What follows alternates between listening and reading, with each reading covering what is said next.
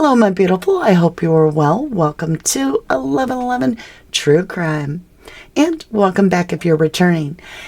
I've done a lot of research, a lot of thought about the Idaho 4 case. And I just honestly feel that this had a lot more to do with a personal attack rather than some guy randomly choosing a house and taking out 4 people without any background knowledge of the individuals. I titled the video, "If You Ain't Got Jack, You Got the Wrong Man," because I honestly feel, in my humble opinion, that this was a targeted attack to Kaylee. Her own father has stated the wounds don't match. I also believe that there was a second accomplice, Suspect 1 and Suspect 2. And in that, who would be the other accomplice? Let's talk about motive. BK has no motive that anybody has been able to lock into. He was not stalking the victims. You found it false that Mr. Covert allegedly stalked one of the victims. That's false. You know that to be false. Which one? That Mr. Covert allegedly stalked one of the victims. Yes, I was trying not to say that. But you knew that was false. Why would Brian need to prove anything to anyone? He already graduated college. He's going for a PhD. He's very accomplished. No, I just can't personally buy that theory. To me, this was personal. And how would they have cleared legitimately anyone the first week or 2 weeks of the crime? You would need to wait on DNA, the investigation. Yet they were clearing even the 10-day breakup with the ex-boyfriend JD and his roommate, who was also his alibi, Adam L. And yet, JD, his DNA was at the crime scene.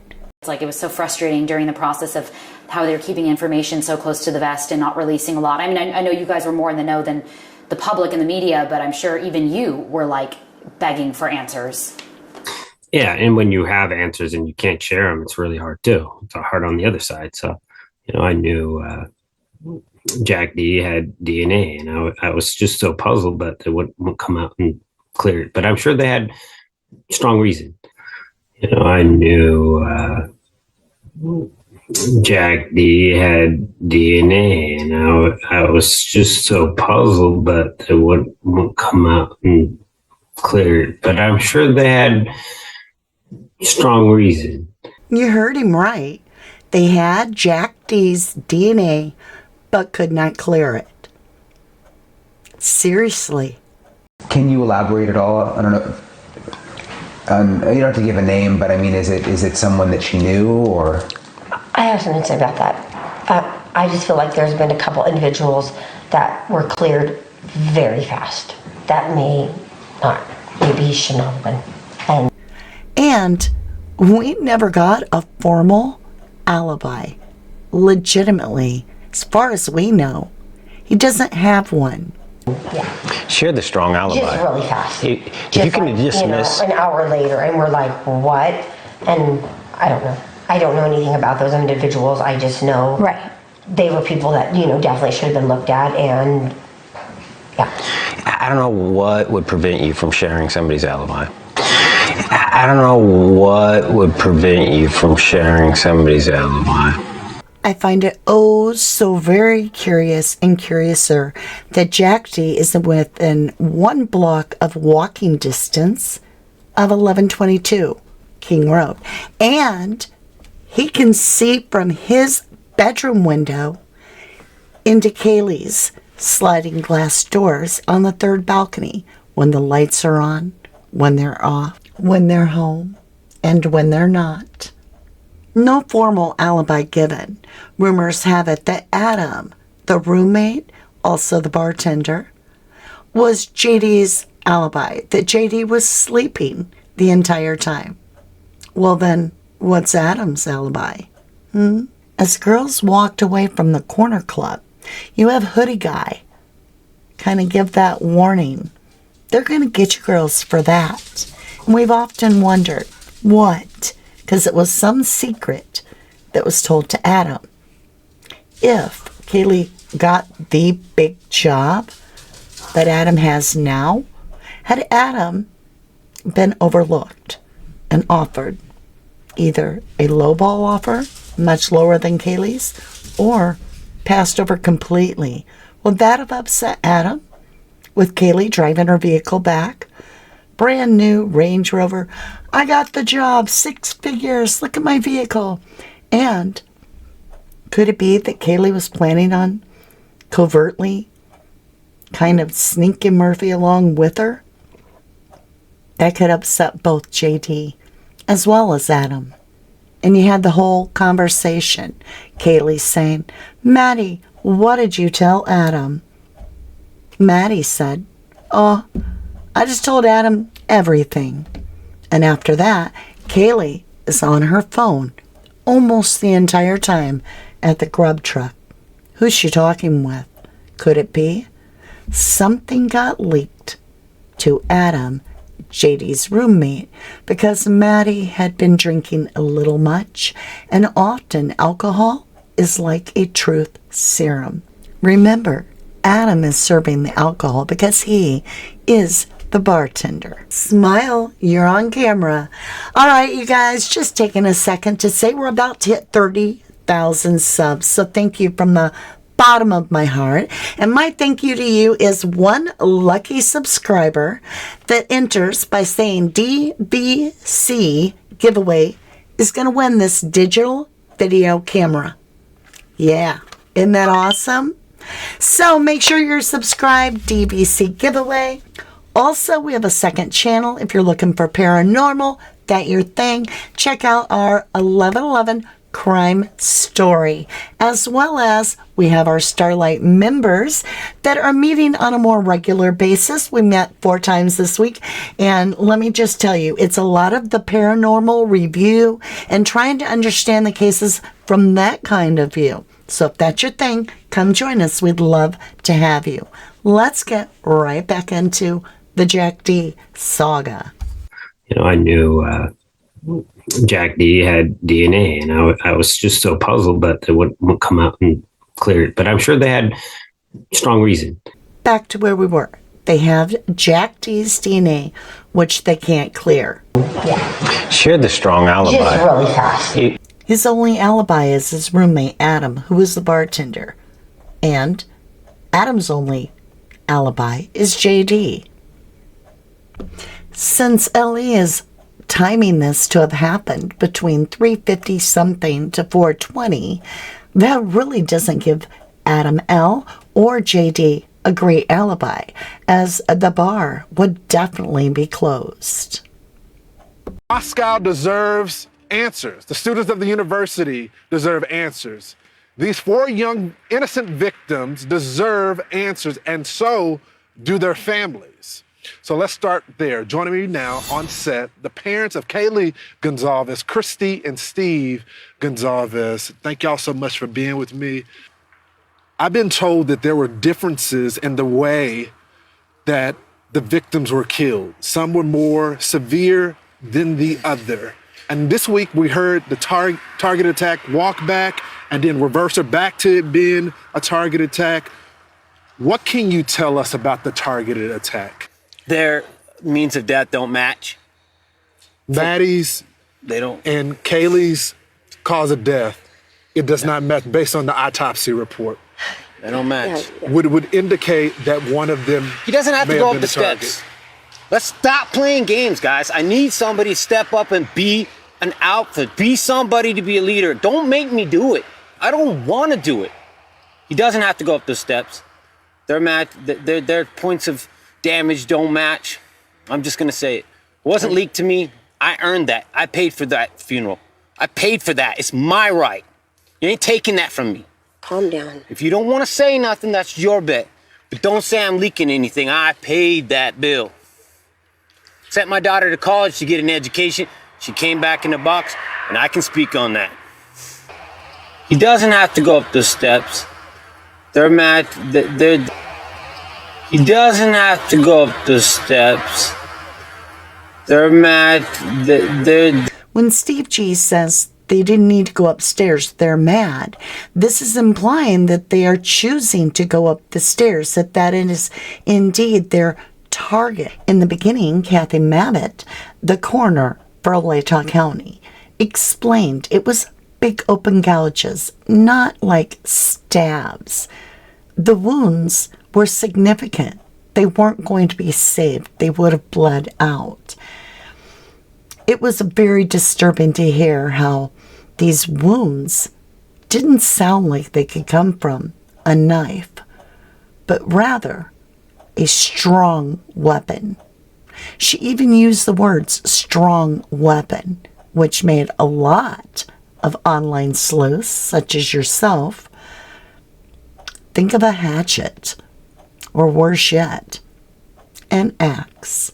Fun fact about JD is he can balance anything on his chin, including even an axe. Excellent juggler, and can do all this while going down the stairs. He also is an excellent tennis player. Very strong wrists as he competes in the local axe throwing contest, which happened to have just been held that weekend that Kaylee, Maddie, Santa, and Ethan lost their lives. The dynamics are actually pretty simple.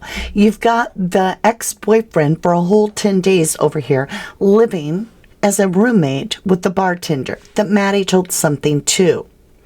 Across a visual way, a distance where they can see each other's homes, you have on the third floor over here, Kaylee, who's been dating this gentleman, JD, for over 5 years, and her best friend, Madison. After dating since high school, all through college, about midway, JD and Kaylee decided to up the ante and really commit to the relationship by getting a Labradoodle, a beautiful dog named Murphy. This dog was Jack's very first dog ever and became his very best friend. Kaylee became the mother, Jack became the father. We got mom and dad and baby Murphy.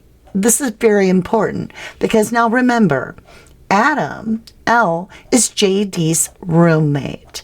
So when JD gets a dog, so does Adam. Let's talk about Murphy and how special he is, and he still has an Instagram page going that people really love. Do you get to see Murphy? I think people would be He's a lot interested. cooler than us. We're Facebookers. He's Instagram. Yeah, he's cooler. Yes, Murphy is Murphy Goncalves on Instagram, and Jack runs that page for him. And they do all kinds of things. Jack, camping. They go. Jack is very outdoorsy. There's pictures on there with Jack and Murphy paddleboarding. You know, camping. Murphy's Jack's. I would have to say one of his best friends because He's the first dog for their family. The first dog for Jack's entire family.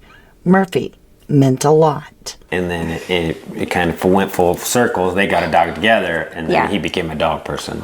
He's a dog dad. Yes, he's a dog dad. Yep. Yes. That's probably the perfect Matter of medicine fact, fan. some of their last texts together were, Jack, we share a dog. You need to talk to You me. need to answer my text message. We share a dog. That reminds me, 10 texts between Maddie and Kaylee, no verbal calls, texts at 2:47 to 2:52. And then Kaylee's phone disconnects from the internet. How would we know that that wasn't the attacker setting up their alibi? Because if their victim is saying, hey, come over, it insinuates and implants the seed. The person can't possibly be at their house or the victim wouldn't have texted them. But at the same time, they wouldn't be able to answer their phone or it would give away their GPS as they would have had to leave their phone home. Ironically, Quinky Dinky, JD, said he missed the calls because he was asleep. Literally, you know. They had joint custody. Yes, and Jack would come over because they were a little broken up at the time, you know. And Jack would come over and pick up Murphy and take Murphy to the park and then take him home to Take Kaylee. turns. Yeah, it was really cute. I was like, you guys are so funny with Murphy. It just so happens that during this horrific quadruple brutal homicide of 4 beautiful human beings. The Labradoodle that JD and Adam L. loved was spared, locked in Kaylee's room, and found later on the 3rd floor where the victims had been attacked. Is it just me, but in my line of work, which is true crime, I've researched a lot of cases, and serial and psychos, they all tend to go for the animals first and work their way up in the food chain. And with this investigation, the way Payne handled it as lead investigator, I kind of feel like I'm in the car with a student driver. Maybe it's because he's a rookie. I don't know. But this entire investigation seems to be very unfounded against Kohlberger so far. But there were also 2 other victims, Xana and Ethan. Why would JD or AL take out Xana or Ethan? And why leave 2 surviving roommates? Well, let's talk about that a little bit. In the investigation, Ellie has stated that Xana and Ethan left Sigma Chi on foot and arrived home at approximately 1:45 a.m., which contradicts what her own parents said, which was that Xana had phoned home at approximately midnight, telling and reporting to her family there had been a disturbance, a fight that broke out at Sigma Chi, that they had left early, her and Ethan, and they were home by midnight in their room watching a movie and eating pizza. Begs the question, why order DoorDash at 4 a.m. in the morning if you're already at home at midnight eating pizza? Many question whether you can really trust what DM and BF, the surviving roommates, have allegedly stated according to Brett Payne in his affidavit. Remember, we've never heard a word from DM or BF. The defense would like to know what Bethany knows and has made claims that Bethany F. actually has exculpatory evidence that they obviously feel would help Brian Kohlberger's case. Bethany F. had allegedly been at the Sigma Chi party along with Xana and Ethan. Could she know something from that gathering? Ethan, Xana, Maddie, and Kaylee's social media was scoured by the internet sleuths. One thing that was found very disturbing for me was this little clip of Maddie saying things to Dylan. Now, allegedly, it's from a song, but the intent is rough and the visual is rough. And I began to wonder, was there some animosity between the girls in the house? You fucking asshole! You fucking liar! You fucking manipulator! Don't wear that outfit again. In an early interview with Steve and Christy G, Kaylee's mom and dad, they made it clear Kaylee had broken up with JD, her long-term high school sweetheart and boyfriend, all through college. She had no plans of returning to Moscow. She had moved home for a few weeks and had the job, had the car, and had the life, all waiting for her in Austin, Texas. She had one test to take and didn't need to take it. Pretty much had decided that she was going straight to Austin. Plans got changed. Christy goes on to state that DM invited Kaylee to be her guest as a number 1 at the sorority party back in Moscow. But Kaylee didn't really want to go and was really trying to say no. But Christy goes on to say that she begged and pleaded until Kaylee finally agreed. And that's how and why Kaylee returned to Moscow, as well off to show off her new car to her bestie, Maddie. And we both know how besties can be. They want to be together. So Madison canceled her plans with her boyfriend Jake to be out in a boat on the lake for the weekend. And so both Kaylee and Maddie returned to Moscow, 1122 King Road, for that horribly fated night. We all know how the mean girl group is.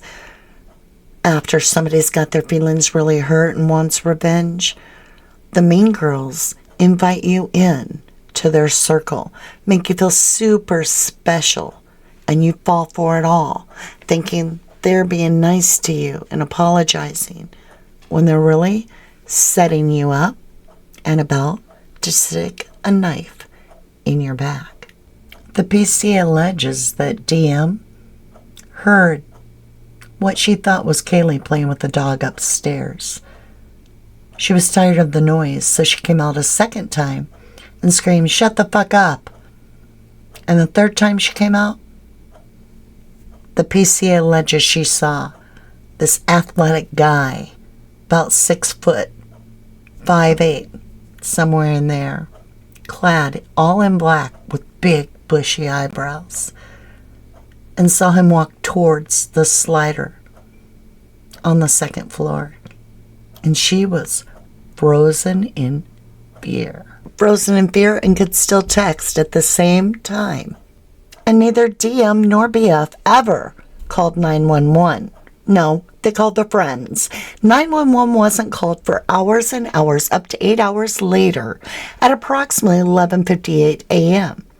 During the investigation, chemicals were used to enhance a latent shoe print found in front of DM's bedroom door. It was a size 10 allegedly, and advanced in a shoe at that. For the first year after the homicide, DM's family insisted that she was having PTSD and stay in her room and play video games. But we soon learned, at the anniversary of approximately 1 year, DM seemed to have no problem going out and socializing. I guess when your mother allegedly works for a university that's owned by a billionaire that's trying to acquire a $600 million online college, the LE clear you immediately. We all remember the fateful day after the homicides, of law enforcement removing all the items and Chief Fry driving that U-Haul. We saw a set of golf clubs come out of the spare room on the ground level. Later to find out that those indeed were not Ethan's. Those belonged to a female that lived within the home. Stacy Chapin has made it abundantly clear several times that Ethan's very expensive set of golf clubs were never returned to the family. And it begs another question. Was Ethan able to grab a golf club? And did he use it in self-defense?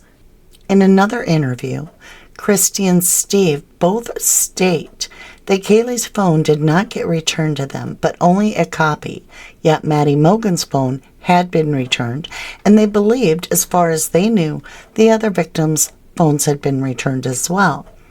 Why only Kaylee's phone be kept? Or do they even have Kaylee's phone? Did the killer take Kaylee's phone as a souvenir? The family still waiting on a full digital copy of Kaylee's phone from authorities. These are the last moments of your child's life, and you're sitting here fighting with somebody who just doesn't care. They were able to collect some of Kaylee's belongings from the university over the summer, which raised concerns for them about how well possible evidence was processed, including a trash can from Kaylee's room that was full and appeared untouched. Anything on Kaylee's phone would be in the cloud. The only reason to keep Kaylee's phone would be as if there was evidence on the phone, such as DNA. Now remember, Kaylee's phone was used right before the crime at 2:52 to phone Jack D., her ex. I mean, maybe it sounds stupid, but I don't really know why Kaylee's phone is evidence. Like, what is on? So it makes me think, what is on it? Yeah, that makes you go cuckoo. Yeah, I mean, I'm like, okay, what is on it? Her speaker. It's kind of unusual item not to give back. The laptops, multiple laptops, not just one. All electronics, it seems like they've kept of hers. So, and her bake records, the amount of records on Kaylee was probably, I think fairly to say, was more than the other victims. So curious where that's I gonna don't know if come. we got like her wallet. With the fight erupting at Sigma Chi and Ethan and Santa leaving early, I wonder if that isn't the crux that put them in the wrong place at the wrong time. Some hypothesize that DM and BF are actually accomplices and either took part in the setup or the cleanup. It does make a person wonder. It seems sus to us, right? That could Bethany have possibly been eyes to keep on Xana and Ethan by going to Sigma Chi? What was she actually doing at the party? And did she drop the ball and forget to let anyone know that Xana and Ethan left unexpectedly much earlier in the night and were already home by midnight? As soon as JD left the bar at 1:45 a.m., that he headed directly home so that he could keep an eye on 1122 King Road, which would put it at approximately 2 o'clock a.m. However, unbeknownst to him, Xana and Ethan had already arrived home at approximately midnight, eaten their pizza, and most likely fallen asleep in the dark. From JD's viewpoint, in theory, he would be able to know exactly when the girls arrived home at 1:56 a.m., according to Olivia. He'd also know and be able to watch as they pottied the dog Murphy. Theoretically, it would allow an opportunity for JD to cross the road through the backyard and, with his parkour and juggling skills and balance skills, be able to climb up onto the third floor balcony, which he could enter into that slider, which is directly into Kaylee's room, where Murphy was found spared. In this theory, that would put JD in Kaylee's room at approximately 2:15 a.m. Then the attack would pursue for the next 10 to 15 minutes on Kaylee and Maddie. Unfortunately, many hypothesize that Xana and Ethan heard the ongoings and came in defense of Kaylee and Maddie using golf clubs. And that's why we don't have them and that they're being held in evidence. Steve G said himself it was a hell of a battle down there. And I have to wonder, DM stating in the PCA, if you choose to believe it, that someone said, "Don't worry, I'm here to help you." Could that be actually Adam L. arriving with all that hell breaking loose? And now he's got his buddies back. If Adam L. or JD's DNA was found at the scene of the crime, it can be easily explained away by the dog they share, Murphy, as well as both were known to be in the home quite frequently, so they wouldn't be able to be cleared without an alibi. Oh, shoot. They don't got one. They're each other's alibi. It's been said that Kaylee took over 50 hits to the face and that her points of damage didn't match. We heard Steve G say that. Was Kaylee the target? They didn't have to go upstairs. They were mad. Statistically, the ex is usually the first one looked at, and very sternly, and for good reason, because often it is the one that is the brokenhearted, the jilted, that is seeking revenge. Yet Jack D has access to Kaylee within a block, on foot, doesn't need a car. He has no alibi on record that we've ever heard. And, truth train coming through, why is Kaylee's phone the only phone missing, according to the family of the G's? And the dog is spared. I can't imagine a psycho or a serial leaving the dog alive when they have no problem taking life. This just all, unfortunately, begs the question, why wasn't he looked at a lot closer? Somebody that can juggle, somebody that has a strong wrist playing tennis, that actually is an axe thrower, can balance an axe on his chin, and just found out that the love of his life that he planned on marrying and having children with after completing not only high school together, but 4 years of very difficult college. They're just about to begin their entire life together, and she is ghosting, gone. Was it amicable? Were they both wanting this? Because Christy said Kaylee broke it off with Jack. Jack was Kaylee's boyfriend for many years. They just recently broke up. There was no animosity at all. It was a breakup on Kaylee's point. It was not, they still talked every single day. Kaylee just thought that she needed a little break. They were on the mend of getting back together. Kaylee talked to Jack the whole time she was here for that week and a half. One of her last messages, she reached out to Jack and said, Jack, get back to me. And he didn't. She goes, we share a dog together, which they did. She's like, you need to reach out to me. So please come over. She was wanting Jack to come over. Jack is not. Anytime you have a controlling relationship, you're told that you should wean out of it and get to safety. I've begun to wonder. Kaylee had her entire life in front of her. A new job, Range Rover. She was moving to Austin, Texas, and she was focused on success. Even her mom and dad say that. She wasn't ready to settle down. She was very goal orientated, but she did eventually want a family. But first and foremost, Kaylee wanted to be set up for success. So she, wanted to, that was most important to her at this time in her life. Well, even kids and a husband would come later, Many perpetrators like to control the narrative and even show up at the scene of the crime or help with the search or the investigation. Would it surprise you? Because it shocked the heck and actually concerned me that, according to Steve G., Jack D. helped them with the investigation into his own ex, Kaylee's homicide, as well as the others. Investigators, FBI. I mean, it was just insane. Where's the dog? Where's Jack? Jack. Jack came over that night. He was here. He stayed a couple of days with us. He helped us find a lot of evidence that helped us understand exactly when. Well, he knew people, and he identified people in the food truck video. He's like, I know who that is. That's that. That's this. This is this roommate. This is that roommate. Mm-hmm.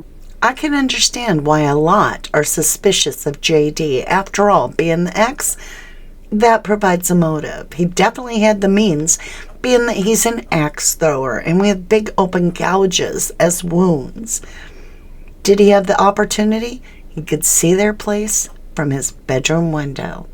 JD would be very intimate in knowledge of the home, the security system or lack thereof, as well as if there were a attack dog or not, if the victims had weapons of defense or not. He would know who was there when they were there. He would be intimately in the know, in the inner circle, about everything inside that home. Compared to BK, their current suspect, who would absolutely have no knowledge of any of that, in fact would be going into the home absolutely blind as to what to expect, who to expect. And JD would most certainly know the door codes as well as the routine of everyone, except if somebody unexpectedly came home before him and he didn't know that they had left the party early. Could Ethan and Santa have surprised JD? I find it very peculiar and even sus that Kaylee's phone was last used to ring her ex, who didn't answer, and her phone was never returned back to the family, but the other families received the other victims' phones. I also find it very strange that Murphy was spared, though I'm glad he was. It does beg the third question, I guess, as to who would spare the dog but slaughter 4 human beings.